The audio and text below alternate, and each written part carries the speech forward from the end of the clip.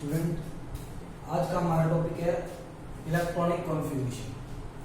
तो last time हमने Bohr का मॉडल ऑफ एटम किया था जिसमें 4 शेल की थी के, एल, एम और एन। उन 4 शेल के अंदर अगर इलेक्ट्रॉन को डिस्ट्रीब्यूट करे तो उसको बोलते हैं इलेक्ट्रॉनिक कॉन्फ़िगरेशन। अब इलेक्ट्रॉन आएंगे कहां से, तो 2 डेफिनेशन पहले मैं आपको बताता हूं। ये हमारे पास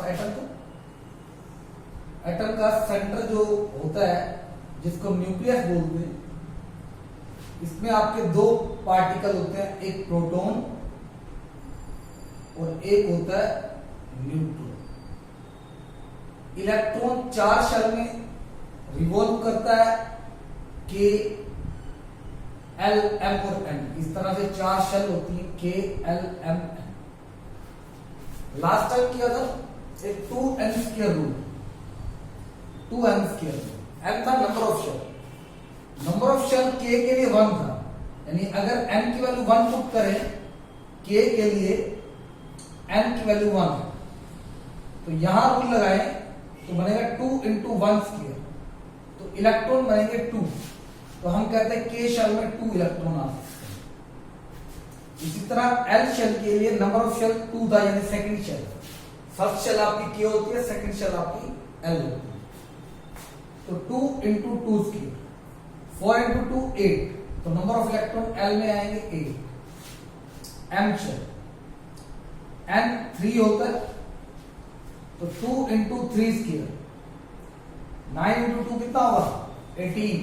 तो M शेल में आएंगे हमारे पास 18। N शेल है तो N 4 है, तो 2 × 4², 4² होता है 16 × 2 32। तो n शेल में मैक्सिमम इलेक्ट्रॉन आते हैं 32। तो ये लास्ट टाइम हमने किया था। 4 शेल होती है, के, एल, एम, एन। अगर और बनाना चाहे तो ओ शेल बन सकती है। ओ शेल के लिए 5th शेल होगी n5, तो 2 × 5², ये बनेगा 50।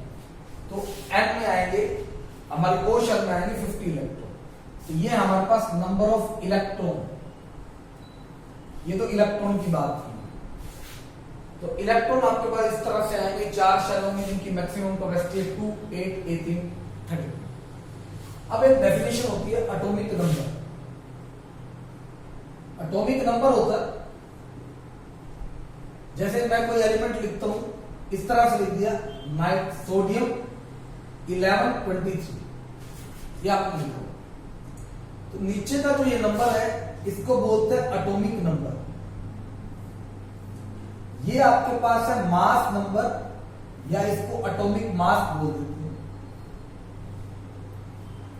और ये है symbol of element. Symbol of element, तो ये आपके पास दिए हुए। कई बार ऐसे भी लिख देते हैं सोडियम 1123, तो सेम है, ये दोनों बातें एक ही। अब एटॉमिक नंबर होता क्या? एटॉमिक नंबर होता है it is equal to number of proton. जितने प्रोटॉन होंगे उतना एटॉमिक नंबर होगा। प्रोटॉन होते कहां है? न्यूक्लियस में।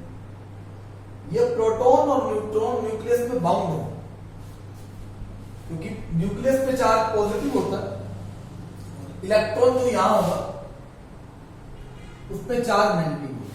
तो दोनों के बीच में एक स्ट्रॉन्ग फोर्स ऑफ अट्रैक्शन होती है, जिसको बोलते हैं इलेक्ट्रोस्टैटिक फोर्स ऑफ अट्रैक्शन। तो प्रोटॉन इस न्यूक्लियस से बाहर नहीं निकल सकता, ना तो लूज हो सकता है, ना गेन हो सकता है। इसलिए जो एटॉमिक नंबर है वो हम प्रोटॉन से लेते हैं। तो atomic number is equal to number of proton. अगर ये लिखा हुआ तो इट मींस एटॉमिक नंबर 11 है, तो प्रोटॉन भी 11। लेकिन आप देख सकते हो इस एटम के ऊपर कोई चार्ज नहीं है। चार्ज नहीं है, इस वजह से एटम के अंदर जो नंबर ऑफ प्रोटॉन है और इलेक्ट्रॉन है वो दोनों इक्वल होते हैं। Number of proton is equal to number of electron. Atom में इक्वल रहते हैं, यानी अगर प्रोटॉन आपके पास 11 आया तो इलेक्ट्रॉन भी 11। प्रोटॉन पे होता है +1 चार्ज, एक प्रोटॉन पे +1 चार्ज होता है। तो चार्ज और प्रोटॉन की बात करें चार्ज ऑन प्रोटॉन। अगर एक प्रोटॉन पे आपको पता +1 है तो पूरे सारे 11 प्रोटॉन पे हो जाएगा +11। एक इलेक्ट्रॉन पे चार्ज ऑफ इलेक्ट्रॉन की बात करते हैं। ये चार्ज ऑफ प्रोटॉन +1 लेंगे, पूरे एटम पे चार्ज निकाल सकते हैं। तो चार्ज ऑफ प्रोटॉन तो आप पहले लिखो +1, फिर लिखो चार्ज एक प्रोटॉन का +1 है और चार्ज ऑफ इलेक्ट्रॉन ये -1 है। अब टोटल प्रोटॉन है 11, तो टोटल चार्ज कितना होगा 11 × +1 +11। टोटल इलेक्ट्रॉन है 11, एक पे है -1, तो टोटल कितना होगा -11। दोनों को add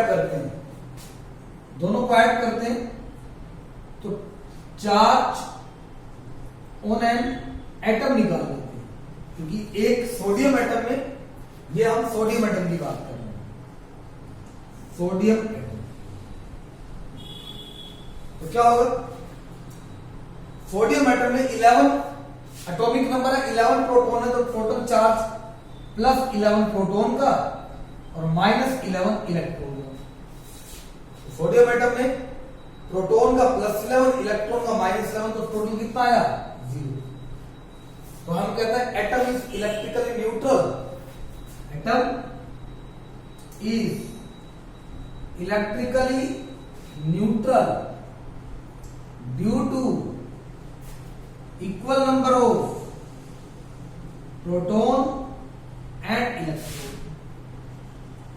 due to equal number of proton and electron, इसलिए एटम पे कोई चार्ज नहीं।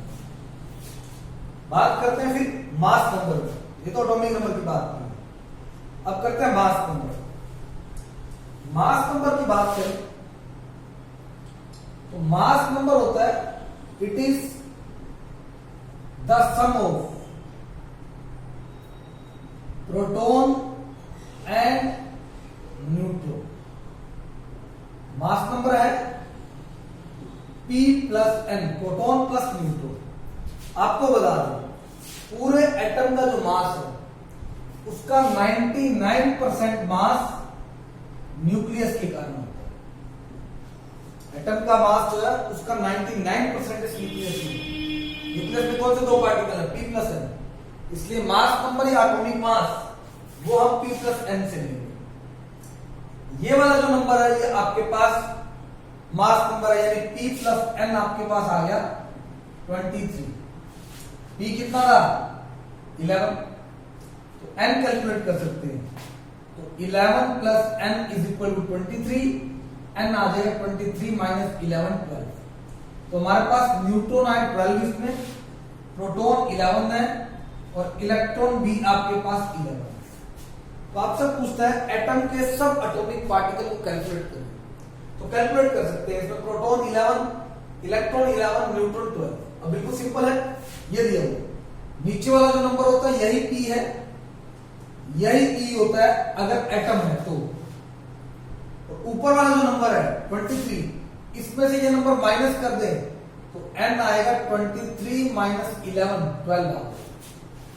तो नीचे वाला जो नंबर है वो P और E है, ऊपर वाला जो नंबर होगा वो इसमें से ये माइनस कर दे तो N आ जाएगा सीधा सा। तो N न्यूट्रॉन 12 है, प्रोटॉन 11 है, इलेक्ट्रॉन भी कितने हैं 11।